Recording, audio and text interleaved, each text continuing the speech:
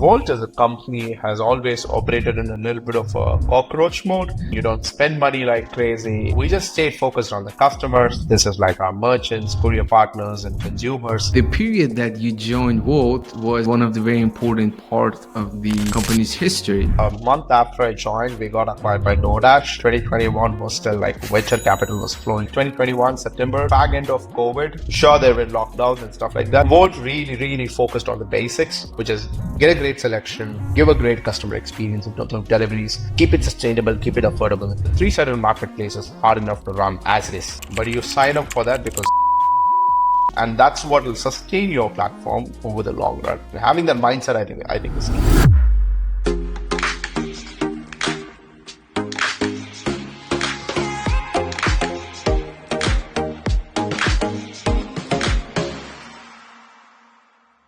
Hey Gokul, thank you so much for joining this episode.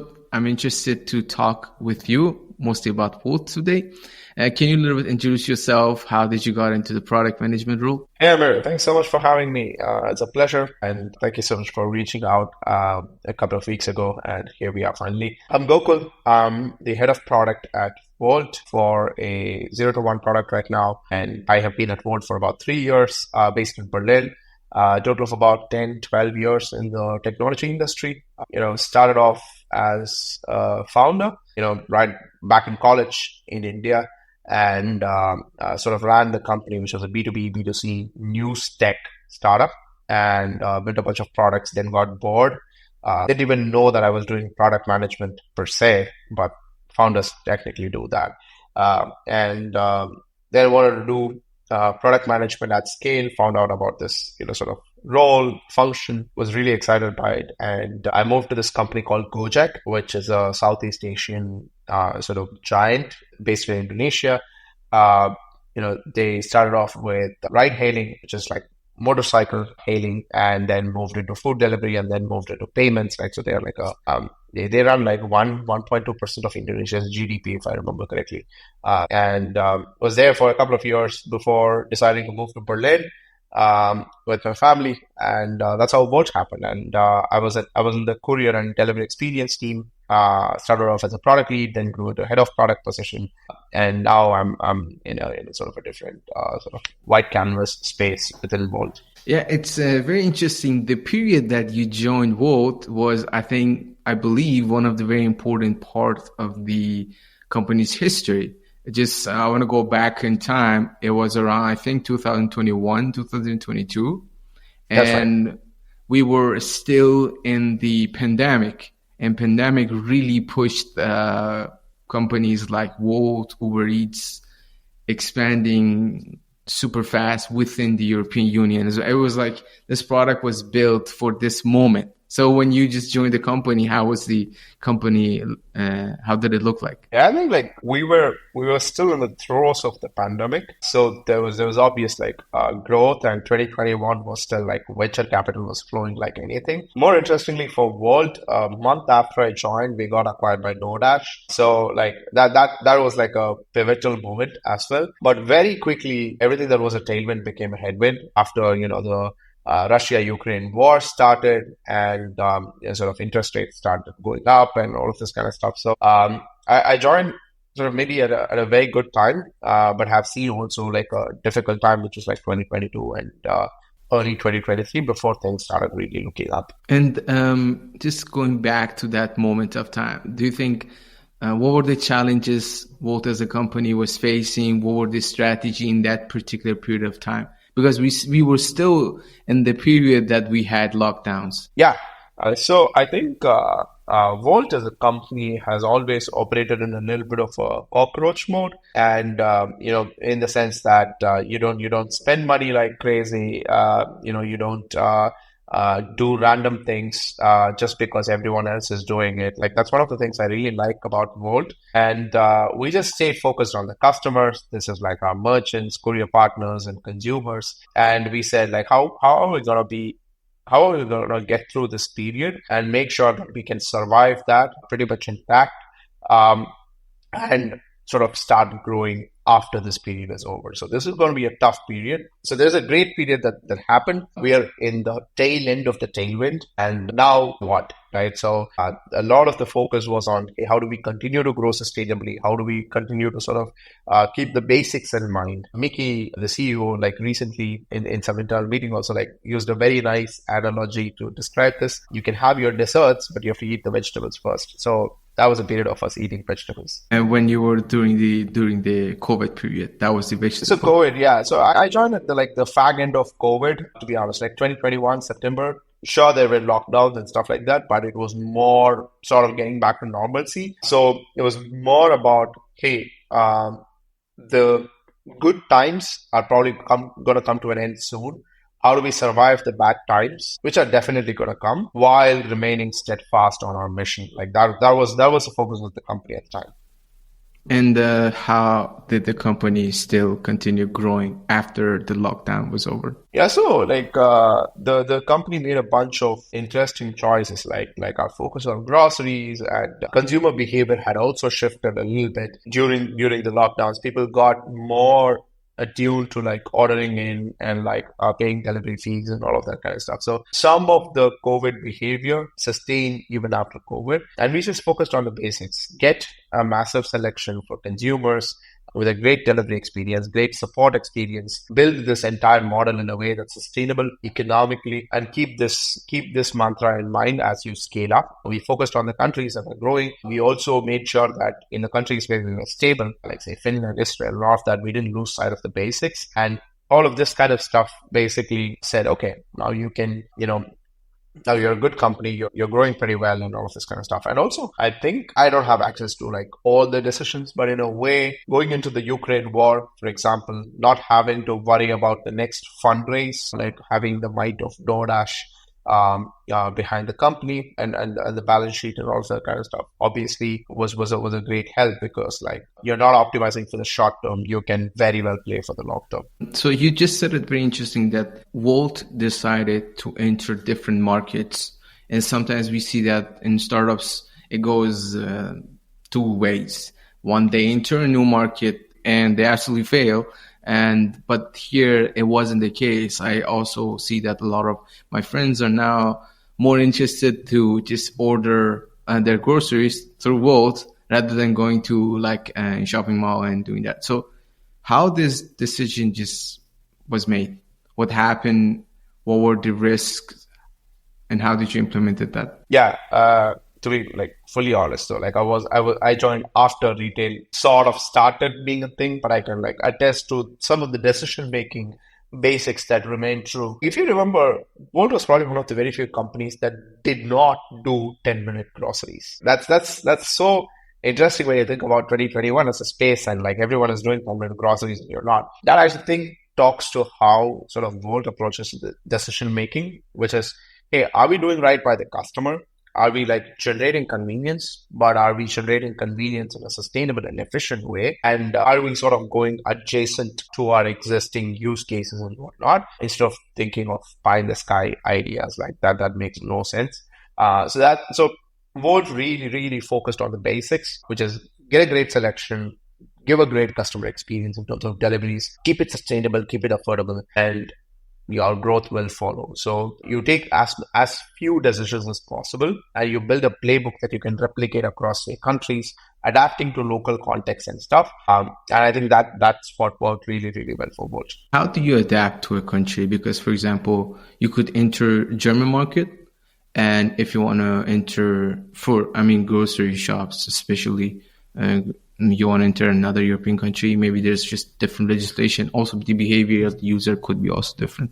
Yeah, very good question. I think like the way Wolt has historically operated is that the local team calls the shots. There's a country team that sort of owns the country, and then they are responsible for the growth, and they take care of most of the stuff. Of course, there's a central strategy, global sort of operations, global SLO kind of team, and most of the product teams are global. I can't think of a single product team that's dedicated to a country. We try to build for all the 28 ish countries that we have. But the local teams are very aware of the local context. They know how to navigate the sort of local legislations and what business practices exist, what's trending, what consumer behavior looks like, what people care about, and also like they speak the language most importantly. And then like I think empowering them to do what they do best, which is run their country ops and run their country products. Business. I think has been like really, really helpful for Wolt. So the local team here, I had a friend who she worked in the Wolt customer support, which it was great. Like the office, the way, the structure of and how you treated the customer was, I think, one of the best. But based on what you said, there's not really a product team which is focusing country by country, right? The product team is kind of just having an overview of the entire product globally, right? That's correct. So we don't have country-specific teams. Of course, there are country-specific product DRIs. I used to be that for Germany, for example. So whenever the German team has some kind of issue, hey, we know this is broken in the product experience or this is not adapted well enough for Germany in this part of the product. We don't know who to talk to or we don't know how to talk to them. Can you help us? And then like you go in, you apply your product thinking or problem solving skills or technical understanding and then go like, hey,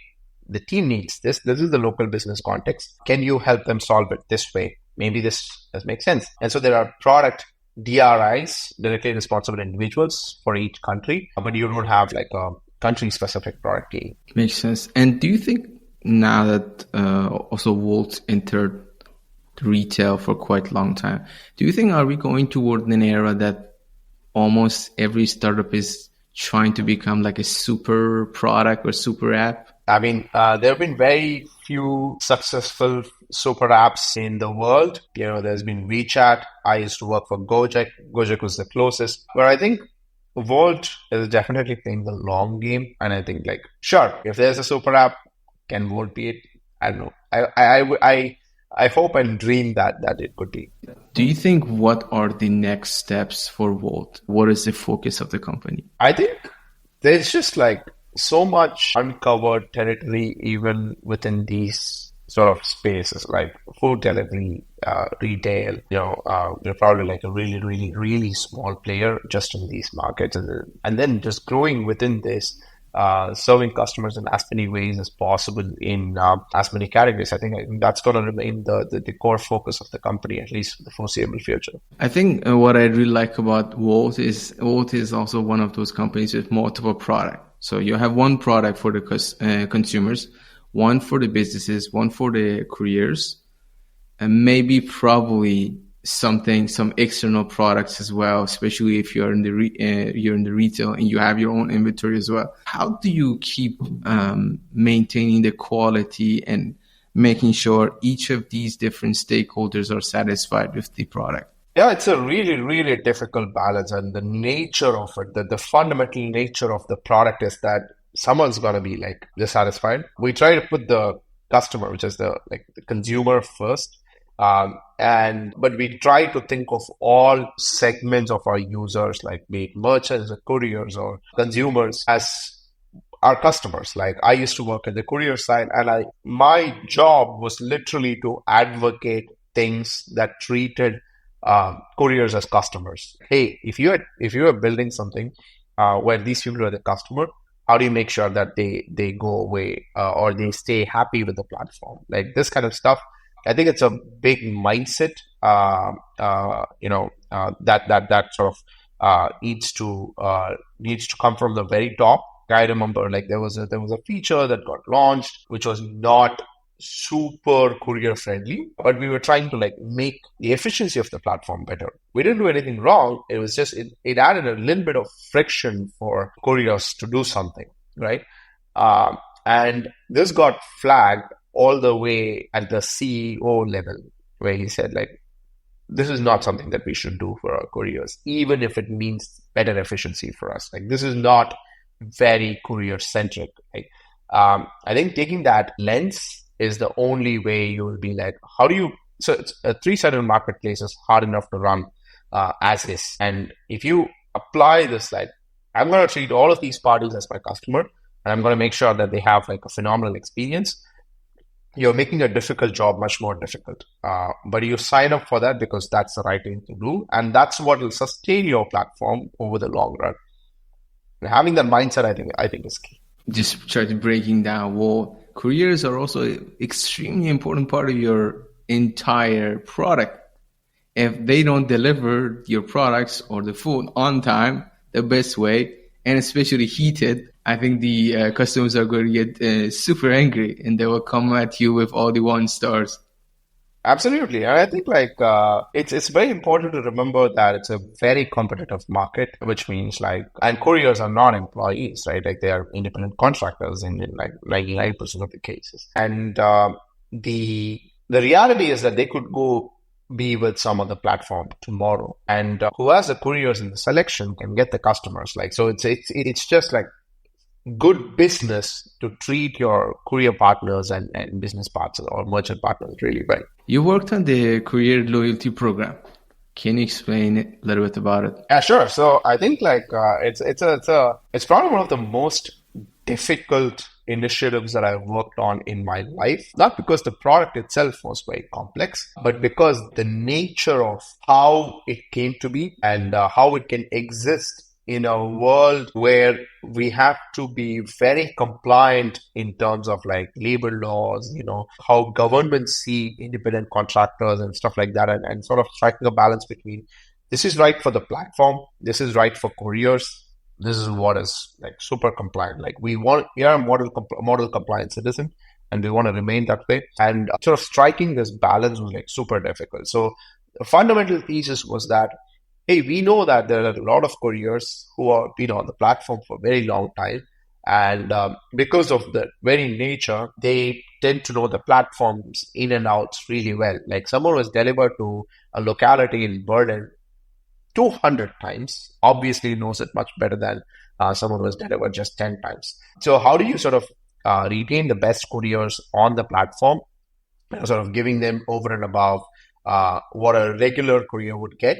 How do you make sure that any courier can get here? You don't sort of gatekeep and say 10,000 people, that's it.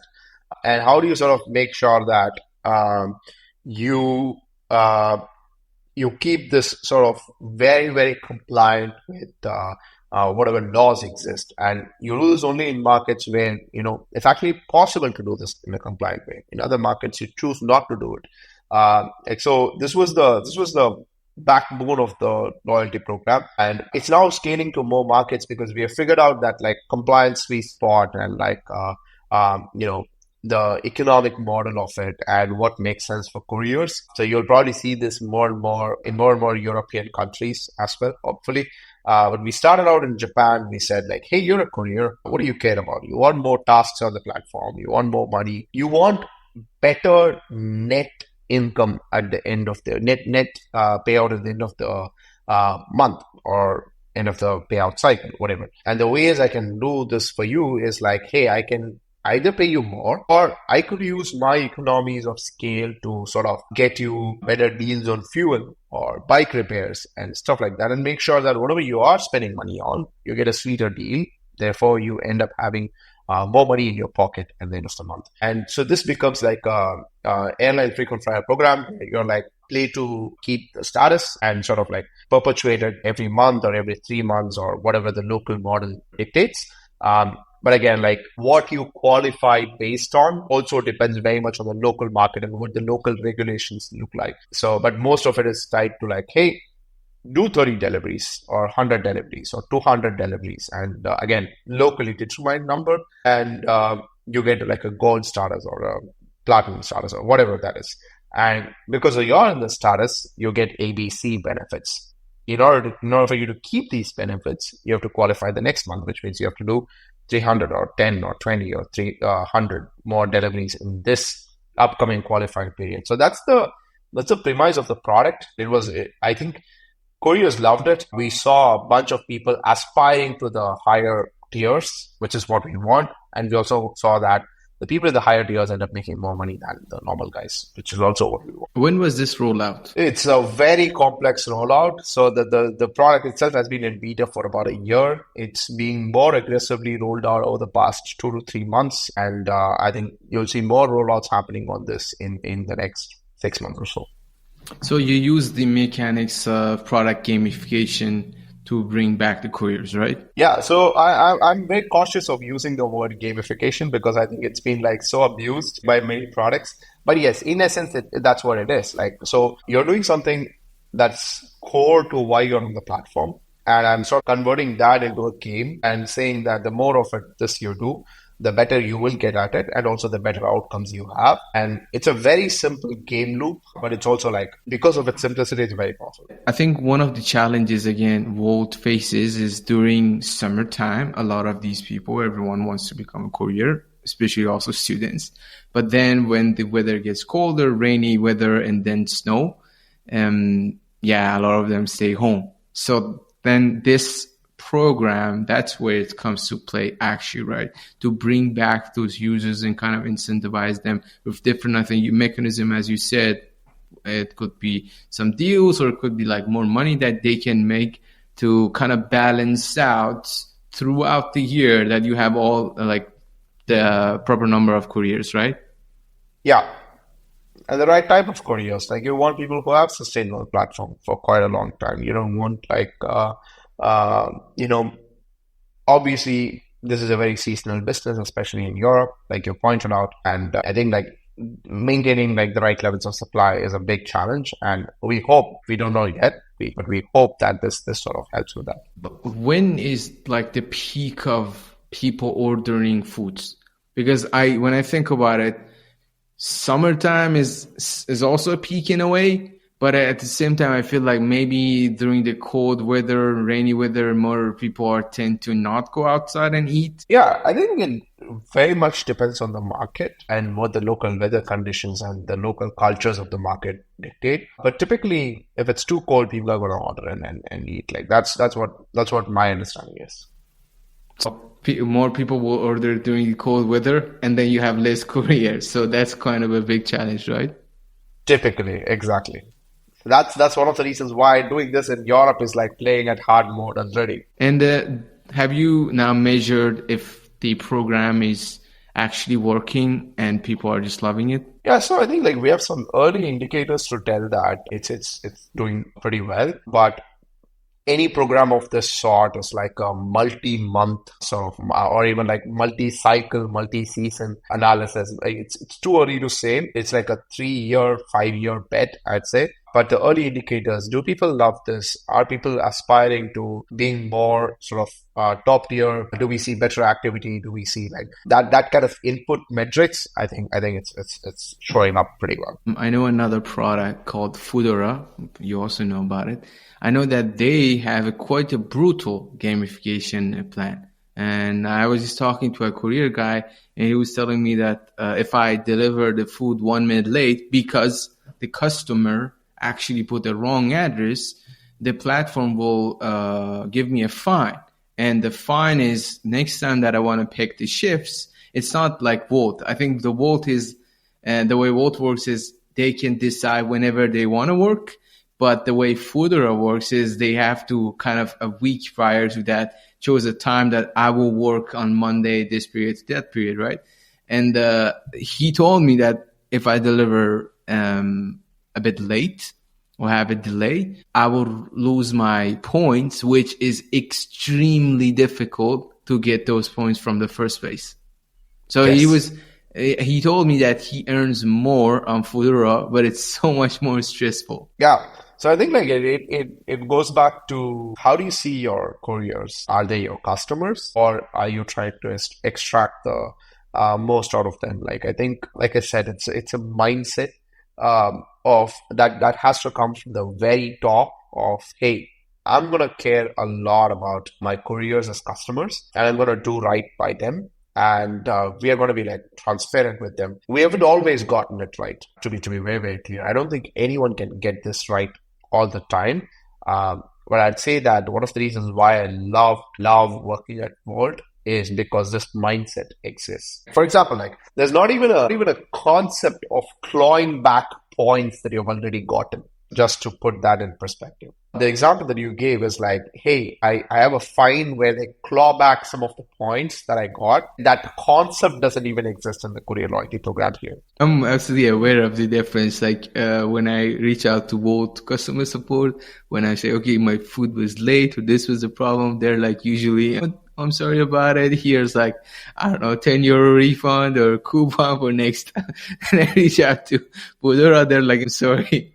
And that's it. Like, I'm sorry, and can you like give me something? No, Yeah. It's very interesting how they can operate. I don't know who is the mother company of the Fodora. I think it's Delivery Hero. Delivery, right? Yeah. I always get confused because there were a couple of acquisitions that happened. There was like Food Panda, and then it was rebranded, and then so it's a bit tricky. Products like Wolt and Fodora are both geolocation and retail. What are the challenges in building products like that? I think the one thing that we discussed earlier was that it's a three-sided marketplace, which means you have to balance and trade off all the time against these three sides of the marketplace as well as the marketplace itself. Like what the marketplace cares about need not be what the customers care about. Like in the example that you gave, you could keep the customer happy by providing them a refund, or you could choose to save your business by saying that, hey, I'm not going to give you a refund. I'm sorry. I think there's a balance. Striking this balance is very, very, very difficult. So that's point number one. Point number two is that while you're delivering stuff, like how different can it be? But the reality is that it's very, very different if you're delivering an OTC drug or a pack of cigarettes or a pizza. Just the flows, the legalities involved in this, and not even factoring in you doing this in Germany or Israel or like, Norway, like where you're doing this, like all of these sort of complexities come into the play because you have this vast set of categories in which you're playing and vast number of geographies, and one product has to scale and support all of this kind of stuff. And this is the product side of it. And of course, like I think what the reality is that getting to like a V1 of this is not like super hard. Like you can build a three-sided marketplace tomorrow if you want to, which means like the competition in this can be pretty brutal. So in every market, you're always fighting to survive. And now, like Wolt has gotten much better at it in a few markets, and there is like a sort of equilibrium that's hitting broadly in the industry, say between Uber and DoorDash or any other kind of player across markets. There's a little bit of equilibrium that's setting in, but it's a very competitive market. Three things. What are the things that you're trading off against the parties themselves and with the marketplace itself? Two is the level of complexity that goes both geographically as well as per category. And three is the hyper-competitive nature of the industry. During, I think, 2020, I was doing some consultation for a product kind of similar to Wolt, but the difference was they were focusing on just a couple different cities in the country, right? And I remember one of their challenges was they told me the food is not delivered on time. The platform was not necessarily integrated with couriers. It was the platform, you would go there, you will order some food, and they will tell the restaurant, hey, like, this guy, John, ordered a pizza and he is located in that street. So the restaurant itself had a courier which will take the food, right? They wanted to add two things. One, they wanted to have their own courier. Second, they wanted to integrate this geolocation type of map inside the product, which will track the courier and it will show it to the user, so users is more aware. And it was very complex, extremely expensive. They wanted to buy this part of the product from a company, I think from China, which have created this. I was very curious, like what is actually delaying this whole order thing. So I went to a restaurant and without actually talking about this with the CEO, I ordered something to be delivered to my house, but I was sitting in the restaurant and I was very curious how the whole process would look like. I didn't tell them. So I sat there and I noticed the app which they have in the restaurant for the restaurant to understand that this order was actually processed or it has been submitted. It took them like 10 minutes minimum to understand it. And then when they understood it, I went there and said, hey, I'm from the company. Can you please ignore this? Like, don't accept this order because it's always sent to the restaurants, right? And then they need to accept that we are willing to prepare this food. So I realized that there was a mechanism that after like a couple minutes that if they don't order that food, the company will call them. And I also noticed that, okay, that mechanism is also not working. And third thing I noticed was when the guy who is the courier of the restaurant came, he was sitting on his phone. He was not really getting the food and he was not. So we lost like almost like 15 minutes. And then we also, the guy is just checking on his phone.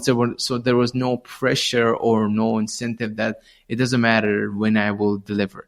And for me, that was very good experience to just know that sometimes the most complex things we are trying to solve, actually the solution is just somewhere there. Like if you tweak a couple of things, like a good reminder system, a louder, like a awareness system that, hey, accept this order, things like that, or just a better way that the courier can get this food from the restaurant, you could have saved like, I don't know, 200,000 euros in development of software, which will take like 12 months, just the software itself, and then hire a bunch of guys who will be your courier. So that company actually later kind of failed, not being able to adapt. And it was a very good experience. I don't know if you have some stories like this. I think like looking at what are the fundamentals, what are the incentive structures that drive this, sort of behavior. Like we see negative behavior when the incentives are not aligned between, say, the couriers and the company, or even like merchants, like you say, like where they use their own couriers to deliver the food and stuff like that. The incentives are just not aligned. But if we go and tell them, this is what customers want, these days tracking is a no-brainer. Like real-time tracking is a no-brainer. And real-time tracking actually makes it easy for the customer to know, hey, where the hell is my food? Like, has it been picked up or not? And stuff like that. And we built tech to particularly solve this, like from a very consumer-first lens. And we say that, what do the consumers want? And then like, let's make the technology work for that consumer experience. Let's not say we're going to solve this like phenomenal technological problem just because it's a phenomenal technological problem. We are very happy with like, small scale solutions like duct tape stuff, as long as it solves a real problem. Like for us, that's the critical bit. We have also seen like cases like where in a few markets where we tried things like employment and stuff like that, we saw that once people end up getting a minimum wage, their incentives are very poor. They're going to get that minimum wage no matter whether they do like one delivery or two deliveries. But when they're paid by a task, then they tend to work better, and that leads to a better customer experience. And that leads to better business sustainability because now customers are going to go order more. Like, so the people who are like very short-sighted and just focus on the short-term incentives tend to make very poor decisions. And this is exactly what you're referring to as well. I remember when we spoke earlier, you told me that you think most of the product managers should not exist. I'm just curious why. I think, I think product management has become a little bit like, investment banking in the sense that it's a very glorified, very sexy job that's actually really hard. But because of the abundance of cheap capital and other structures in place, anybody could end up being a product manager.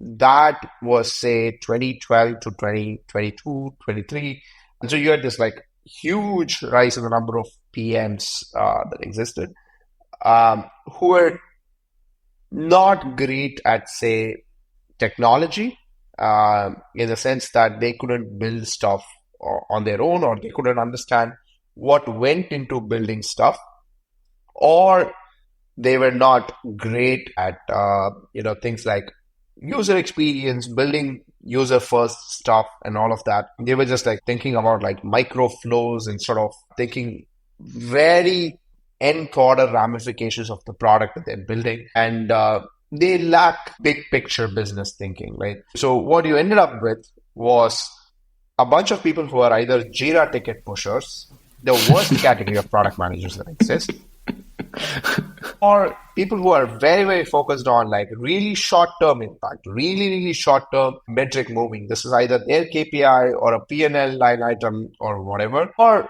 people who build the most basic of flows where they don't think through the customer experience from first principles, and then they end up like with vanilla products. And I'd say that about 90% of product managers fit into this bucket. So that's really, really problematic. It's a very well-paying role, but you have a bunch of people who have cracked interviews because they have gotten a bunch of sorted in their head. But the reality of building products is very messy, and it's very easy to get lost in the trap of short-term thinking. And that has led to a rotting of an entire industry. And more importantly, many of these product managers have moved into like heads off and directors of levels where they absolutely are not supposed to be. And I often spend many nights wondering, hey, am I actually like cut out to be like a head of product? Because I don't feel like I'm ready, because my benchmark is someone like, I don't know if you've heard of this guy called Brett Taylor. Brett Taylor used to be a PM on Google Maps. He then went on to, build a bunch of products that ended up being acquired by Facebook. And like his product was later, whatever is Google Docs and stuff like that today. So legendary PM, and he was a PM on the Google Maps team, and he got so frustrated with his engineers that he literally wrote versions of Ajax like on a weekend that made rendering maps better on the web. This is like 2005, 2006, like the very early days of Google Maps. So that is the level of product managers we used to have. Like when it comes to design thinking, I don't know if you have heard of this guy called Dave McClure, who used to be also at Facebook.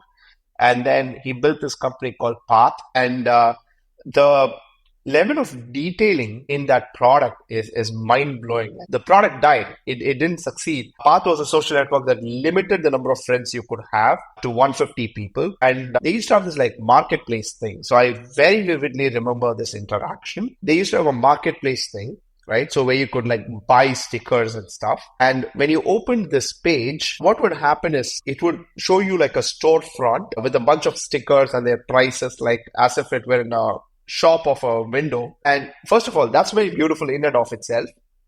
But what happens is when you open, you get that like cling cling that you get when you open the door of a store, and the lights in the top of the screen sort of just shake a little bit, because that's what happens when you open a door of a store. So the lights just shake because someone has moved the door. So that is the level of detailing that these products used to have. I don't know if we have like that quality of product people anymore in the industry, if that's the average. It's very interesting that the way you explained it, because in my experience, a lot of the PMs, as you said it well, they have no idea what they're building. And that could be from technical understanding and also the vision, right? They just listen to what the CEO is saying, and they're just trying to build what the CEO just said. And I find that actually crazy. I find that you as a PM, a lot of time, your only role is to say no. No. Are we going to build this? No. We'll question them. Like, why we have to build this? But instead, they just say yes. So CEO's happy. They spend like, I don't know, a quarter building some bullshit feature which was not even required from the first place. And do you think, how can this be stopped? How can we turn this around and have some badass product managers? I think this is already happening to an extent in the industry. So thanks to Zuckerberg's year of efficiency, where they sort of eliminated a lot of the middle management layers and said, like, you have to go back to being an IC. I believe that there will be a massive flattening of the product org. and only PMs who are at least a 7 on 10 across the verticals that you need to work on, which is design, engineering, business sense, customer understanding. Like this kind of spectrum of skills that you need to have to be a good PM. You have to be a 7 on 10 at the very least across all of them, not any one of them. I think this shift is going to happen pretty soon. We will have fewer PMs and PMs with very large surface areas of work. Like I strongly believe that IC PMs are going to be very, very common in the upcoming years. You will also find that more engineering managers and engineers who are product minded and designers who are a little bit technical and very business focused. This triad, which is like the PM design manager kind of thing, could become less of a PM. PM could become less of a one corner and more within the EM spectrum. I think that could be a thing that could happen. I feel like PMs are becoming more specialized. Maybe that's also a shift in the market. Possibly. I think like I don't know how you mean specialized, but would be curious to understand what your definition of specialized is. I feel like in the past, when you wanted to join a company as a product manager, they would see like, okay, you kind of match 60 to 70% of the requirement. And they kind of believe that you can just enter the company and just learn that other 20, 30%, and then you're a good fit. But now I feel the market has changed, especially I believe after like 2023-ish, 2-ish, after all those massive layoffs. And now there's so many product managers in the market without a job, right? So now the companies have better labor to choose. Like I could have, let's say I'm working on payment, right? And like I need a PM who worked at payment in the past. And I could choose a PM, which is like 90% of his entire career and experience was building things with payment. Why do you think that work-life balance is a myth in today's tech careers? And we are kind of going toward ZERP era. I think that's what we're going away from ZERP era. Yeah. So ZERP, I mean, as zero interest rate phenomenon.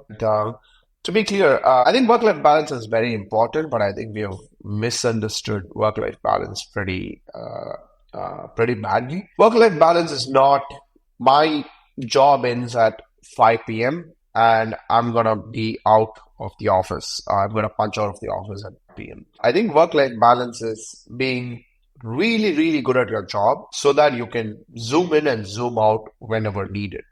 Very good example of this in my personal case is there was a case like 2-3 weeks back where I was doing like intense work, but then my wife fell sick and she had to go to the hospital. She had to stay in the hospital for a week and stuff like that. I could just pull back and say like, for the next entire week, I'm just gonna focus on home. Don't look for me at work. And I think like building this harmony, so to speak, on when I'm giving my best at work, I'm so immersed in it that it doesn't matter if it's 8 hours, 10 hours, 16 hours.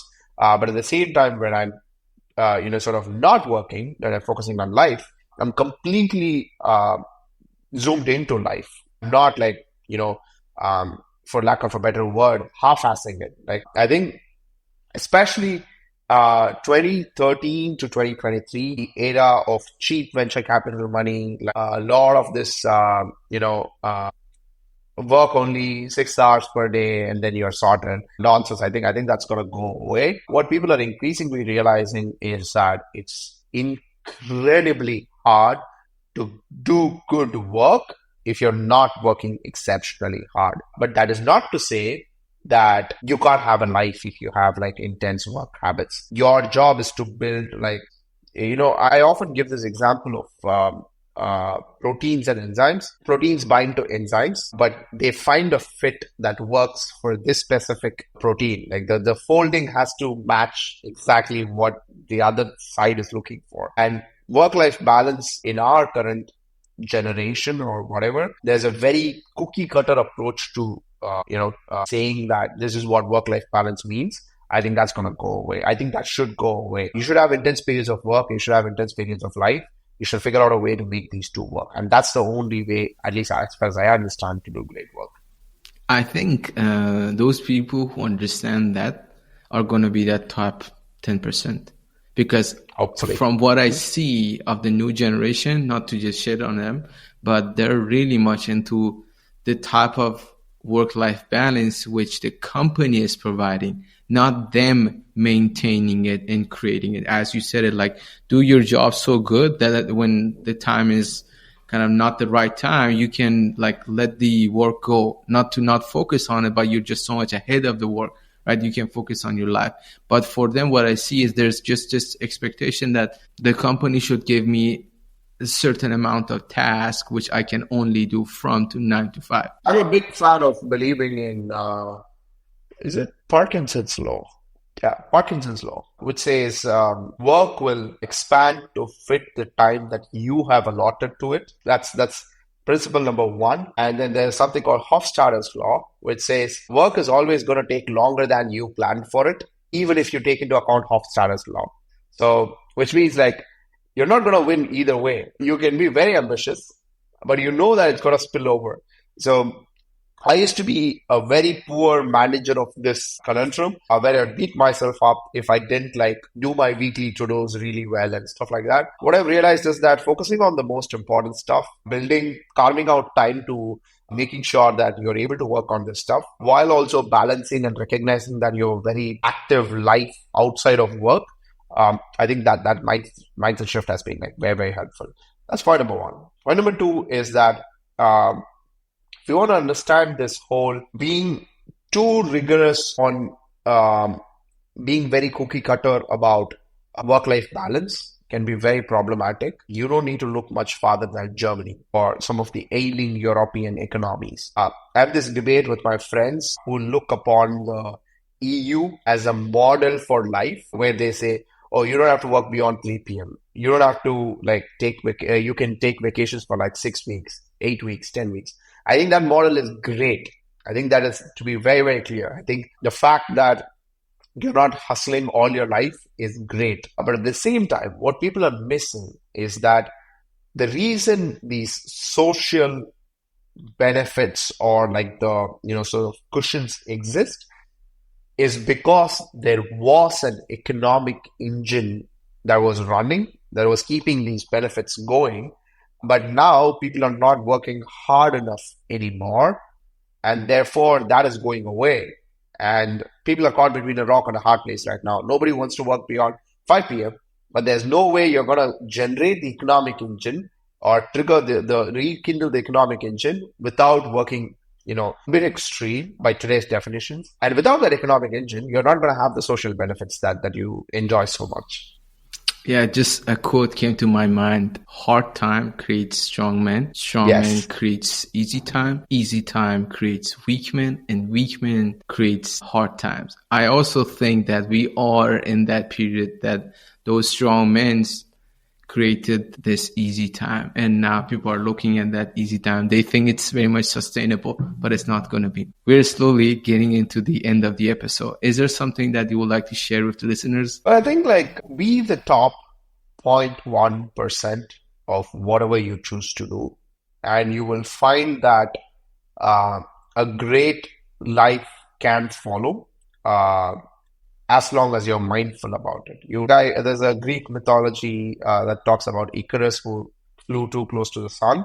You don't want to be Icarus, but at the same time, you don't want to be the guy who's loafing around and like wondering why he's not getting any of the upsides and that just be top 0.1% of whatever you choose to do in life. Thank you. Guys, make sure you follow Gokul, check his LinkedIn, and he has great experience to share. Thank you so much for joining this episode. Thank you. Thanks so much.